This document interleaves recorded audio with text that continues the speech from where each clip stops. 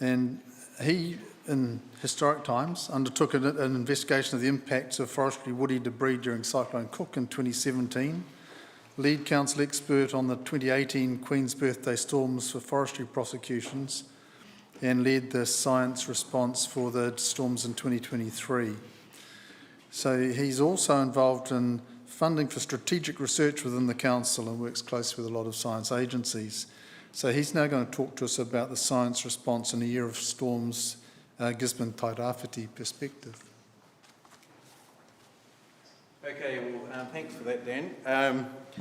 I'll give you a warning now. My talk's going to be the one that annoys some people. I'm going to be the Grinch before Christmas. And so I apologise in advance if anybody gets offended by what I say.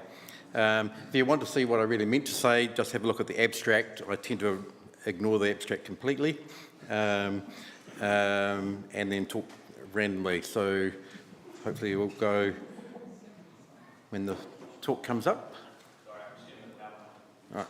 Well, while we're waiting for the PowerPoint, in the abstract there are only two key points I want to actually mention.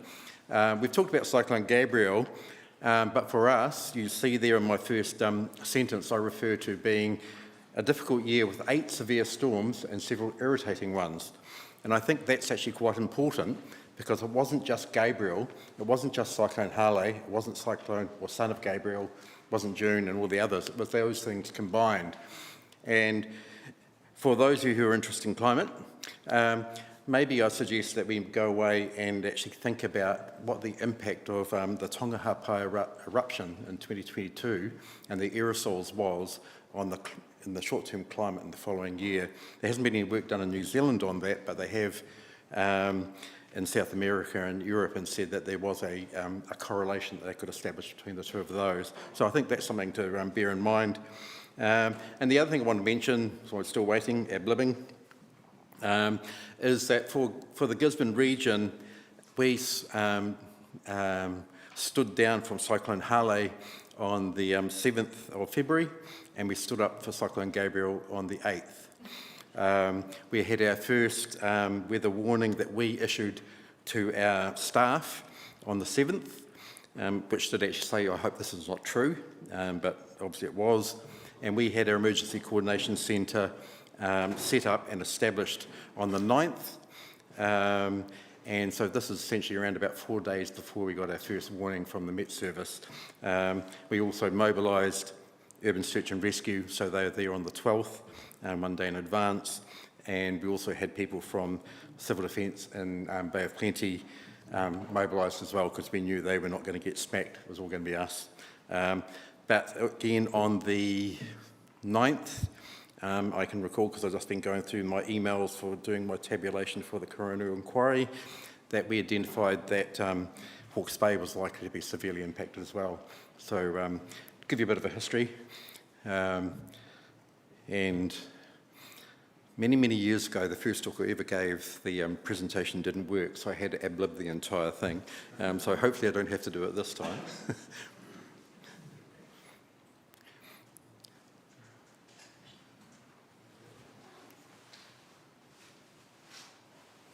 I do have it on a USB, just helps.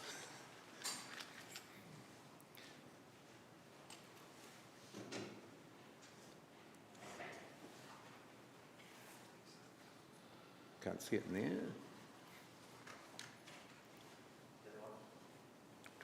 Yep, that's the one. And I'm not seeing anything on my screen there, but that's all right. Okay, great, now I can see it. So we were affected by Gabrielle, as it was quite a lot of the North Island. We were possibly better prepared than others, and that's because we had quite a lot of practice, because we'd had quite a few storms previously. And this is just to give you a bit of an idea of those previous storms. Obviously, Cyclone Bowler's been mentioned prior. But after Cyclone Bowler, we actually had a fairly quiet period where we only had the occasional severe storm, but nothing really too irritating, if you like. But coincided with my arrival in Gisborne from the West Coast, that quiet period, that stable period ceased. So then we had Tropical Cyclone Cook, then we had the Queen's Birthday storms, And then November 21, we had an urban storm, and then March 22, a regional severe storm, which actually had the highest rainfall of all of these storms at one site, not our site, but very close to one of ours, and that was 990 mils in 24 hours, which is a bit excessive. I've seen the video from that site of people filming out their door towards where the thing was, and it looked like they were just filming through a waterfall. Okay, so this is 2023, and you can see here we've given names for most of those storms. Most of them are more than a wee bit irritating, and most of them cause quite a significant amount of damage. Okay, but put it in some context, going just as far back as what the first speaker did. And you can see here this real pattern, but the critical thing about it is this is annual, but you can see here that 2023 stands out as being rather extreme as an annual weather event, because it essentially was, for us, just continuous weather that was smacking us around. And then you can see there 2017 off that side, that's when it arrived, and that's when hell happened in Gisborne. And you can see there, a few other times when we had a few cycles. Okay, this is Gabrielle, 9 to 10 days advance warning in-house. And again here, 4th of February, I hope this isn't true. And so essentially that is what I just said before when I was ad-libbing.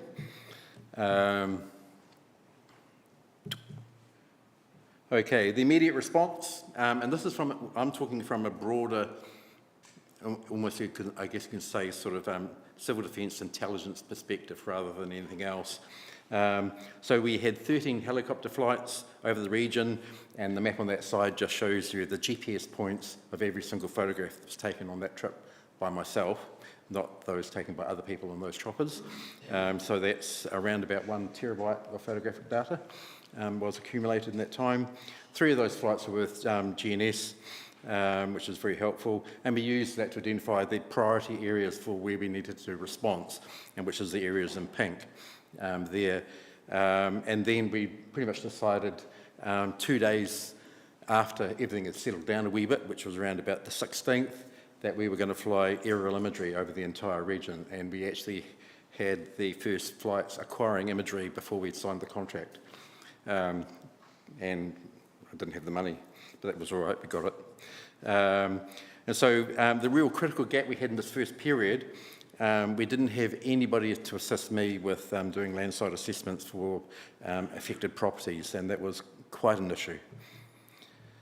Okay, so the science response, and what we've done here, you don't need to read everything, is that I just sent an email out to all of our staff who were actually involved in either the response or recovery, so our flood warning people, our hydrologists, our rivers team, our recovery team, environmental science team and others, and said, okay, can we remember all the different science projects that occurred during and after Gabrielle, and then can you rank them on this traffic light system? And so this is a result of that. So this is a survey of around about 30 key staff within the organisation, and down one side, that's all of the projects in our region. Some you can see down the bottom there, we have 3 master students doing work, and we're doing what's called Land Overlay 3B, which is that land use change in the future. But what you can see there are quite a lot of red traffic lights. And what that really, really means, some of them are really quite critical, is that we were looking at, okay, there's a full stop, we didn't deliver, or somebody didn't deliver on that bit of work. And some did. So what happened is we then basically scored it all out of 100, and all the ones that are really green, obviously we were pretty happy with. They were timely, they gave us a report, metadata in particular, and they completed. And those are really those critical ones, but then we have those big red gaps. Arable soils assessment, sitting there at the top, being 100%, a very rapid delivery. The report was generated in draft in July 23. That was pretty fast. We haven't got some of our reports from some of our projects already. And the river LiDAR, which happened down here as well, that was bloody great, excellent, very well done. The aerial imagery, we ran out of time and we didn't quite get everything done. But there were some other things that were funded through central government that were pretty useless. The Earth scanner satellite imagery that they acquired immediately afterwards, we didn't look at. It was rubbish, to be blunt. And then later in the year, both Hawke's Bay Regional Council and ourselves flew LiDAR again for us. That was our second regional lot of LiDAR.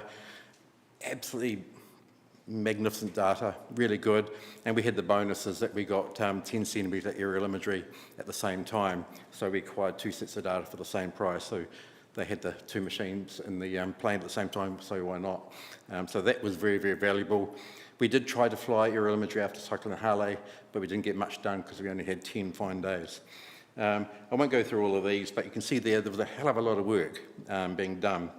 And so it's not really that surprising that not all of them got finished, but some of them were a bit disappointing. I'll go on, and I think I try to do a bit of ranking of them. What worked well? Aerial imagery capture. Mangahuni landslide dam. This was a failure within the just north of Tokomaru Bay that isolated Tokomaru for quite some time. But from a science point of view, that was damn good. Our flood warning system upgrade, that's now state-of-the-art, so we can actually tell you what's going on down in Hawke's Bay and Wairarapa at the same time as you do.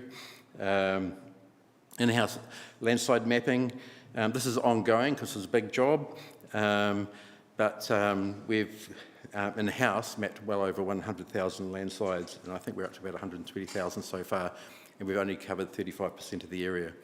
The image off to one side is one of the things we've only just got, and that is AI-mapped large woody debris.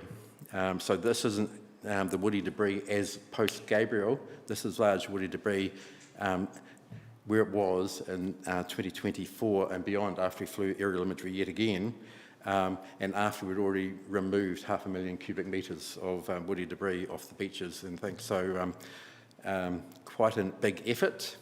So to get this, we obviously first had to fly aerial imagery yet again for $500,000 and then probably about the same on the AI. So quite a lot of work. Some things work really well. We had NIWA do flood survivability study and a flood warning manual review. They were really important, and we had quite a few things that worked really well. One thing we observed is that what I would consider either community or business continuity focused projects actually seemed to deliver, whereas other things were not quite so delivered because they weren't so well focused. And I think that's a key thing. And the other thing I say down there is the Regional Council Science Coordination and the NEMA Science Coordination was a really critical element to actually getting things done. So Chris Stoney and Tom Wilson were really, really useful. And it was also an opportunity where all the science people from all the regional councils involved were probably getting together probably once a week via Teams just to sort of share information about what they're all doing. Still gaps, but that's all right. What went well? This is the work that was done by GNS immediately after Cyclone Gabrielle when we had this landslide dam immediately upstream of Tokomaru, and we wanted to work out if that breaches suddenly, what are going to be the implications? And the implications were 60 houses were going to be vulnerable to inundation and possibly severe damage. So that was really useful information. But luckily, when Son of Gabrielle occurred 2 weeks later, it breached relatively slowly, so we could actually breathe a sigh of relief. That worked really well, gave us a lot of assurance that we could actually turn around really mission-critical information really fast. And this one here, this is the Cyclone Gabrielle baseline sampling 2023 done by Landwise and others. This was excellent work, and we have some money there to actually kick this off and do it again. We want to go back, if we can, to all 115 sites and actually go and see what they look like now. I think that'll be very valuable. We've got some money poked away in the back pocket to help out with that, and we're pretty sure we can get the rest that we need.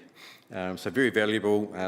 All of our land management guys are actually getting old and got sore knees, but they've actually volunteered already to go out and help collect the samples. Luckily down in Hawke's Bay they've got younger people, which is going to be a lot simpler. Go back. What went okay?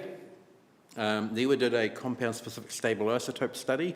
It went okay because between ourselves and Hawke's Bay Regional Council and local iwi, we've got all the samples collected, but then we paid for the analysis of it, and then MFE paid for a base level of analysis of that interpretation, but we really need to do more to actually tie that together with that soils project, because at the moment they sit there in isolation, the two do closely link together. Loss of next stocked area for forestry. Scion did this and they turned it around in 2 months, which is excellent. But we only could afford, because of the amount of money it was going to cost, to do one catchment, which was at Tairawhiti, which was our water supply catchment. We would have loved to do in the whole region, but we didn't have the dollars. FOSL, which obviously nobody here would probably really care about too much, but this is where the future of severely affected land, in particular landslide impacted properties. We have 68 landslide impacted Category 3 properties, which we're trying to go through and do geotechnical assessments of. How do we deal with those sites afterwards? And that was really, the initial support of that was done by LDE. One issue after Gabrielle was we had all these people volunteering to come in and help, but we were very uncertain about the liability. And so initially our legal people said, no, you can't use them. Now we've got that sorted out and we will in the future. We had some NEMA brought in somebody to assist me doing all those category, well, red stickering of landslide affected houses, which was good. The only issue with that, and this is that we wanted one specific person, because he'd just finished his PhD on landslides within the Gisborne city, and TNT was saying, no, we've got all these senior people. What do you want him for? He's only just joined us. And I said, because he knows the area. So it delayed things for 4 weeks. GNS did a whole lot of landslide support for the June event in particular, and that was funded by NEMA. Rapid landslide assessment, Manaki Whenua, Lenka, and that's results on the outside there. Very coarse, but now we're actually working on using that as part of our land overlay 3B, which is going to be retirement of land from production, both forestry and farming. Okay, what didn't go well? Said it before, the earth scanner stuff, completely useless. Somebody sent us some dust spots for air contamination, but they weren't fit for purpose, they just filled up with rain. We've still got them in storage and we can't figure out who to send them back to. Silt sampling for bacterial loading from ESR, we received some data sheets but no analysis reports, etc., etc. And one really critical thing, which is a real bugbear of mine personally, is results of all this research being published in scientific journals not being supplied to the community as reports. And some of them are behind paywalls and you have to go and beg to get them out. Riskscape project funded by MB. There was a report to MB in 2024, but we didn't get any deliverables at all that were very useful. So that was a bit of a pain for us. Okay. So landslide mapping onto one side there where you've got the big map. This is the GNS mapping of landslides post-Gabrielle. So around about 15% of the area, 26,000 odd landslides. And you can see that square there. That's where all the landslides occurred. So within that area, it's not on this map here, we have now counted around about between 120, 130. And then what we also did, we actually looked at things in far more detail. So on the other side there, you've got the Waimata catchment, the one that comes down to Gisborne City. And what we've mapped there is all the landslides, which is 38,000 in that catchment. We've mapped it to land use, so we can go and tell you that closed canopy sort of forest was actually one of the worst offenders. And then we've also mapped on the other side there is the migration of woody debris down to the sea. So that was quite a bit of work just to get that done. And now we've done a nature-based solutions project on that catchment as well, but a critical catchment because that's where all the people live, down the bottom. Okay, press that. Yeah. Another example of things not going well, not moving forward. Okay, and then I'm going to run out of time anyway, but some particular concerns. One of the bits of research that was done, I'm sure you had it done down here as well, was the social science research. And there was a very, very big report done, which is probably bigger than my PhD thesis, but that's all right. But the real issue we had with it is it's all self-reporting, focus groups, and what can often happen in focus group-based thing is that it actually becomes a self-reinforcing mythology.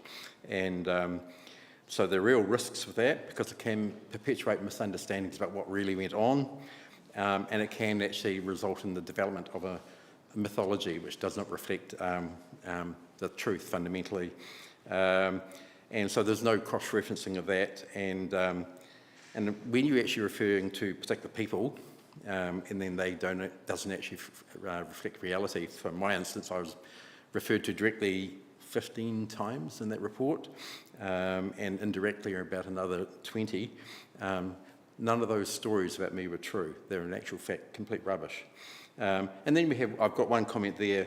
I thought the civil defence response was quite bad. I knew we were safe. Next morning, flying continues to fly, and about 6 o'clock, I guess we saw the river and thought they'd be flying up in a helicopter, blah, blah, blah. It never happened.